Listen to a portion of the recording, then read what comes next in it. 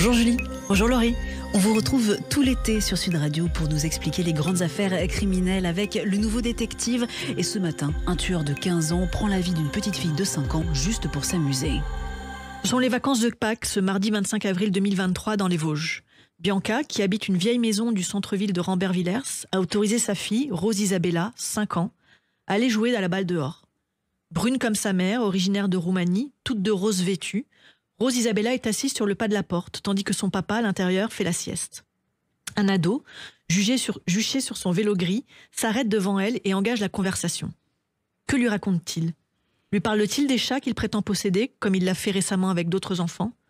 Une chose est sûre, malgré son allure fluette et ses 15 ans, Gabriel n'est pas un adolescent ordinaire. Même s'il a grandi dans une famille stable, il se montre très vite violent, notamment à l'école. Très tôt, il commence à inquiéter les gens. Entre deux parties de jeux vidéo, il sillonne le quartier sur son vélo gris, adressant à tous ceux qu'il croise des regards insistants. Plusieurs voisins le trouvent effrayant selon leurs propres termes. En février 2022, Gabriel vient d'avoir 14 ans. Un jour qu'il joue avec deux gamins de 11 ans dans un parc, il est soudain pris d'une pulsion. Il les attache à un arbre et les agresse sexuellement. Puis il entasse des feuilles mortes à leurs pieds et il menace de mettre le feu pour les brûler vifs. Quand les gosses traumatisés rentrent enfin chez eux et racontent tout à leurs parents, une plainte est déposée. Voilà Gabriel, mise en examen pour séquestration, viol et agression sur mineur. Comme il est lui-même mineur, on le place dans un centre éducatif. Mais on le libère au bout d'1 an, la durée maximale prévue par la loi. Durant cette année passée auprès d'éducateurs, a-t-il pris conscience de la gravité des actes qu'il a commis ? Tous ceux qu'il côtoie l'espèrent, mais ils sont loin du compte. En février 2023, quand il retourne à Rambert-Villers, ses parents viennent de se séparer. Sa mère est souvent absente, si bien que l'ado passe beaucoup de temps tout seul chez lui. Il reprend ses rondes sur son vélo gris et recommence à fixer intensément la fillette.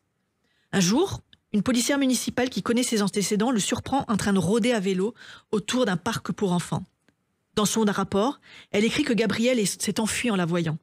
Une de ses collègues le qualifiera même de prédateur. Le 21 avril 2023, Gabriel aborde une collégienne. Il prétend avoir un chat à lui donner et l'invite à le suivre chez lui. Mais la petite prend peur et s'enfuit. 2 jours plus tard, rebelote. Il aborde une gamine de 10 ans dans la rue et lui sort le même couplet. Là encore, la gamine se sauve.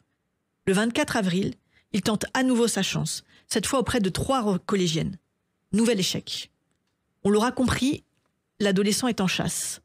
Ce qu'il veut, c'est attirer une fillette chez lui à tout prix et il décide de se rabattre sur une proie beaucoup plus jeune. C'est ainsi qu'il accoste la petite Rose Isabella, 5 ans, alors qu'elle est assise sur les marches devant chez elle. Il lui sort certainement à nouveau son histoire de chaton. À 14h26, une caméra de vidéosurveillance les filme ensemble dans une rue de Rambert-Villers, lui en train de pousser son vélo, elle marchant à ses côtés. Ce seront les dernières images de Rose Isabella vivante. La suite révèle une autre facette terrifiante de la personnalité de Gabriel. À 15h20, alors que la maman de Rose Isabella, morte d'inquiétude, est en train de chercher sa fille partout et que la police est déjà en alerte, l'ado croise 2 flics non loin de chez lui. Il leur demande s'ils recherchent quelque chose. Les policiers l'informent de la disparition de la petite. Et lui leur répond tout calmement, c'est pas normal qu'elle traîne toute seule à son âge. À 15h44, le garçon change de stratégie. Oui, il appelle lui-même le commissariat pour annoncer qu'il a retrouvé le corps de la petite dans un sac poubelle devant la porte de son appartement. Les enquêteurs se précipitent, l'ado n'a pas menti. Rose Isabella gît nue, son corps et ses cheveux sont trempés, de la mousse lui sort de la bouche. Un policier tente un massage cardiaque, en vain. Il y a longtemps que le cœur de l'enfant a cessé de battre. L'appartement de Gabriel est passé au crible. Dans la salle de bain, on retrouve une serviette et un gant humide, ainsi qu'un morceau d'adhésif bleu dans la baignoire. Les cheveux mouillés, la mousse dans la bouche, tout indique que Rose Isabella a été noyée dans cette baignoire. C'est ce que confirmera d'ailleurs l'autopsie plus tard. Gabriel, mis en examen pour meurtre sur mineur, est écroué à Metz. Après avoir gardé le silence durant sa garde à vue, il finira par reconnaître le meurtre au cours de l'instruction. Il explique comment il a repéré la petite devant chez elle avant de la tirer à son domicile. Là, il lui a plaqué de l'adhésif sur la bouche, il l'a déshabillée, il l'a saisie par le cou, il l'a plongée dans la baignoire et lui a maintenu la tête sous l'eau jusqu'à ce que mort s'ensuive. Interrogé sur son mobile, Gabriel débite des réponses déconcertantes. Il prétend un jour avoir tué l'enfant pour qu'elle comprenne qu'il ne faut pas suivre des inconnus. Une autre fois, il dit que c'était pour lui faire peur. Il précise qu'il aime faire peur, qu'il trouve ça rigolo. Et qu'il a d'ailleurs un peu rigolé en noyant Rose Isabella. Une autre fois encore, devant un expert psychiatre, il avance des motivations racistes, reprochant à sa mère de porter un foulard sur la tête. Mais le véritable motif mobile du crime, depuis le premier jour, semble plutôt sexuel, même si l'ado persiste à nier. Il a reconnu en revanche la préméditation de son crime. Il avait rempli la baignoire avant même de chasser une proie dans les rues. En juin dernier, Gabriel a été condamné par le tribunal pour enfants d'Épinal à 20 ans de réclusion criminelle. C'est la peine maximale pour un mineur, assortie de 20 ans de suivi socio-judiciaire. À l'annonce de la sentence, l'ado est resté impassible, mais il a fait appel et un autre procès aura donc lieu prochainement. Reste que la question de la presse se pose d'ores et déjà, car tous les experts ont souligné son extrême dangerosité.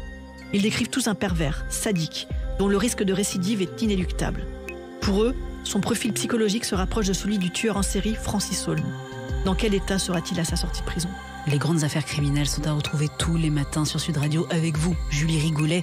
On vous lit également chaque mercredi en kiosque dans Le Nouveau Détective.